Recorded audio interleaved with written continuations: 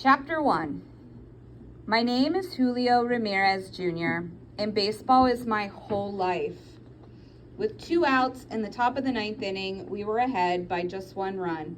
It was an all-star game between the best junior players from here in Matanzas and the best from Colon. Winning meant getting on a bus the next morning and traveling to play a series against other all-star teams in the city of Cardenas. And that's exactly what I wanted, a chance for the coaches of the junior national team to see me play more.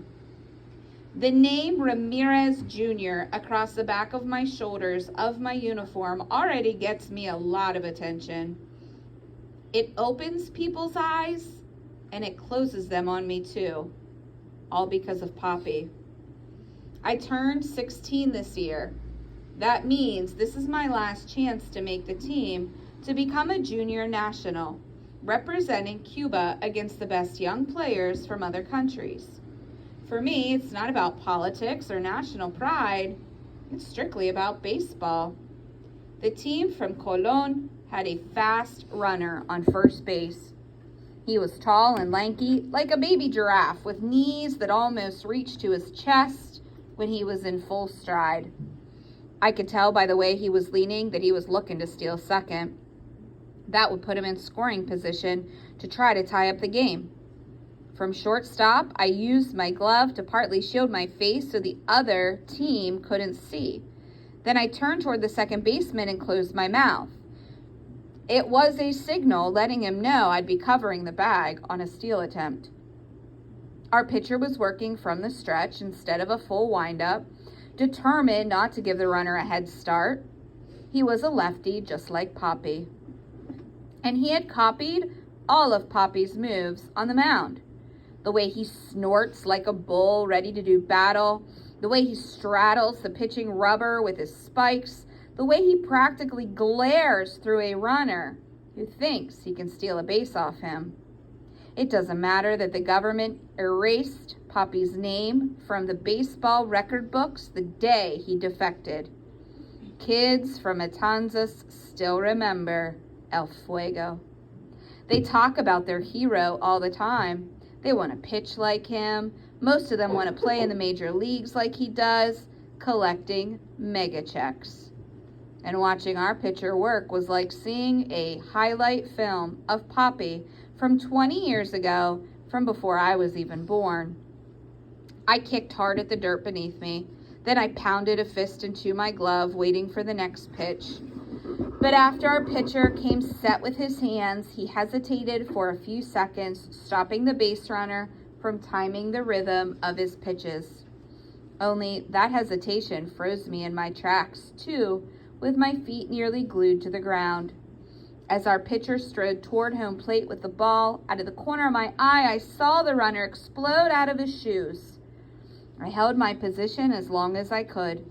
Then I broke for the bag, leaving a huge hole behind me at shortstop. The batter swung and missed. Our catcher leaped out of his crouch, and the iron bars of his mask spun around his face as his shoulder flew forward. He threw a perfect strike, just a few inches over the head of our ducked down pitcher.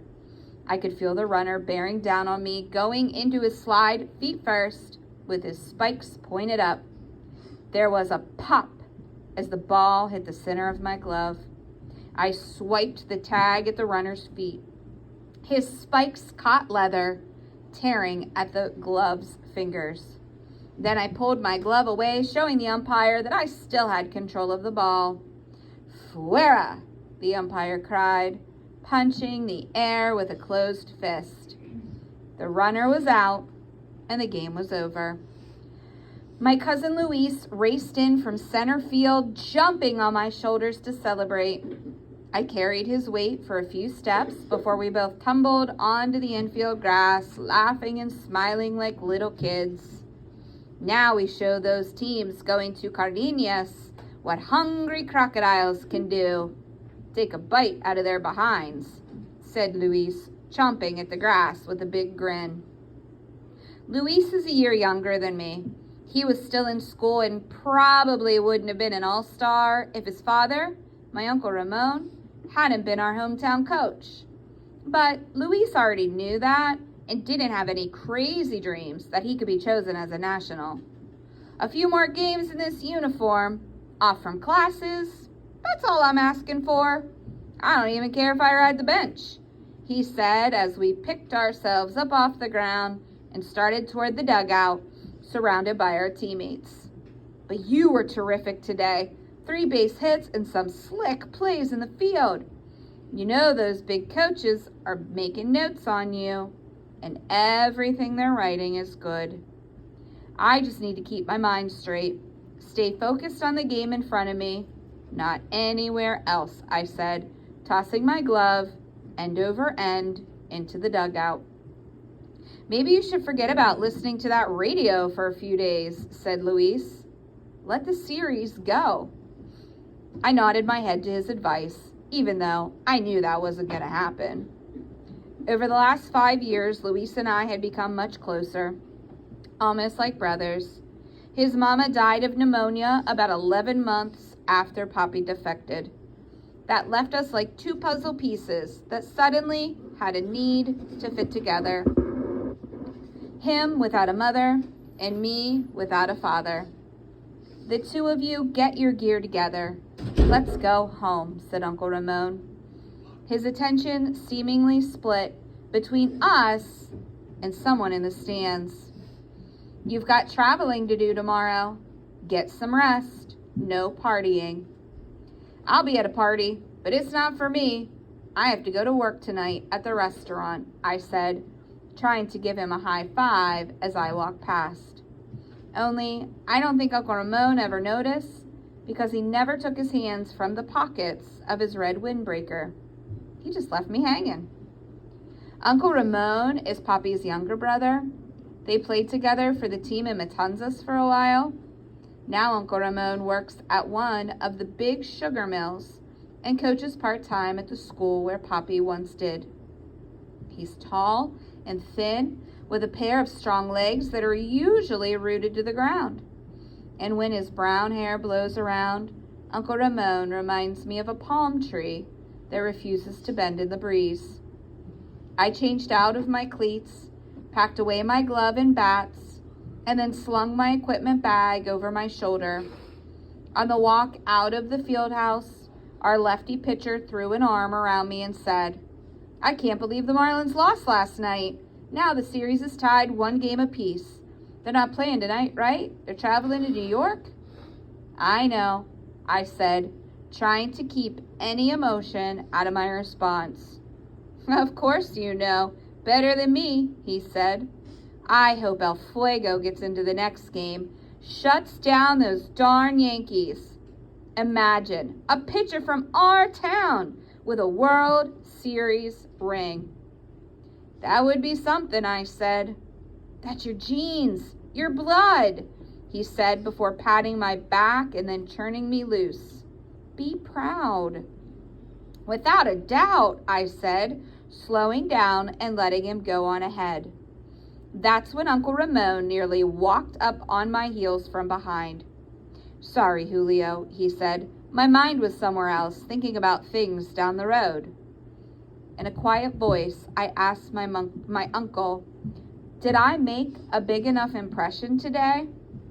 He stopped in his tracks, so I did too. This is what I overheard from some powerful people, he answered, in a tone even quieter than mine. Senior defected. How do we know Junior won't do the same his first trip outside of Cuba? Is he so good? It's worth the potential embarrassment. Hearing that was like getting smacked across the teeth with a baseball bat. So I have to pay for his freedom? For him abandoning his family? If some people get their way, yes, Uncle Ramon said, nudging me forward to start walking again. Nothing's written in stone yet. I'm working on lots of solutions. You just concentrate on playing even better, nothing else. I carried that heavy load out to the parking lot where there were beat-up bikes chained to fences, including mine. Uncle Ramon suddenly veered off to the right to shake hands with an old friend of his named Gabriel, who'd been hanging around our games and practices for the last couple weeks. Luis told me that he'd even slept over at their house a few nights. Uncle Ramon had introduced Gabriel to us as somebody he used to play baseball with. Gabriel sort of nodded his head to that with an almost honest smile. But when a ball got away from some kids playing catch, I watched him toss it back. Gabriel's form was awful, with a huge hitch in it. I would have believed he'd never thrown a ball before in his life. Besides, his hands were cracked and calloused, and the lines of his palms were embedded with grease, like he'd done more fishing than playing sports. I never mentioned it to anyone. "See you tomorrow, boys," Gabriel called out, waving to me and my cousin after a short conversation with Uncle Ramon. "Really?" I asked. "You're driving all the way to Cardenas to watch us play?"